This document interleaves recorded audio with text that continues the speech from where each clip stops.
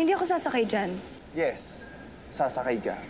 Kailangan mo i-adjust yung lifestyle mo sa kung anong kaya ko. Tara na.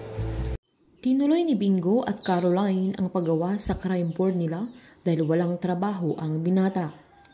Giniit ni Caroline na kailangan nilang sundan si Edward. Pinaalalahanan naman siya ni Bingo na kailangan nilang planuhin ang paglabas nila dahil hindi siya basta-basta aalis ng trabaho niya dahil wala silang kakainin. Tinanong ni Bingo kung paano nakilala ng dalaga si Edward na pinaghihinalaan nilang siya ang mastermind sa pagkidnap sa kanya. Pinaliwanag naman ni Caroline na fiancé siya ng ate Bettina niya na kapatid niya din sila Irene at Charleston na sila talaga ang magkakapatid at ang mama nila ay si Cindy na may kapatid pa siya kay Gina, siya ay si Carlo na niloko ng binata na ang dami nilang magkakapatid. Tinanong pa ni Bingo ang pangalan ng mama niya na hindi agad sumagot kaya pinaalalahanan siya ng binata na kailangang sagutin ng dalaga ang mga tanong niya kaya tinanong naman ni Caroline kung kaninong ina ang uunahin niya kaya nalaman ni Bingo na nakatatlong asawa ang papa niya na si Cindy ang legal niya dahil naging kabit lang sila Gina at Divine at nang sinabi niyang Divine ay agad sinulat ni Bingo pero sinabi naman ni Caroline na patay na ang mama niya kaya nagsorry ang binata na biglang naawa sa kalagayan ng dalaga. Kinuwento pa ni Caroline na lumaki siya kasama sila Cindy at mga anak niya kaya tinanong ni Bingo kung close silang dalawa sabay giniit niya sa lahat ng sinulat niya ay wala ba siyang kakampi na kahit isa man lang.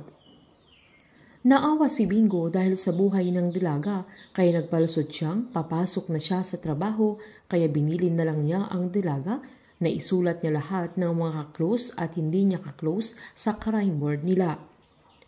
Nang nakaalis na si Bingo ay umupo naman si Caroline sabay sinubukan niyang alalahanin ang mga nangyari bago siya nakidnap. Isa-isa niyang inalala ang mga taong sinulat ni Bingo na agad naalala niya si Liv na pwedeng maging suspect kaya dinagdag niya sa crime board nila. Nang mabasa niya ang pangalan ng mama niya ay bumalik na naman ang trauma ni Caroline kaya napahagulgulo siya. Hindi alam ni Bingo ang hirap na pinagdaanan ni Caroline dahil sa pagpatay sa mama niya na pinapalabas nila Cindy at Gina na nagpakamatay si Divine.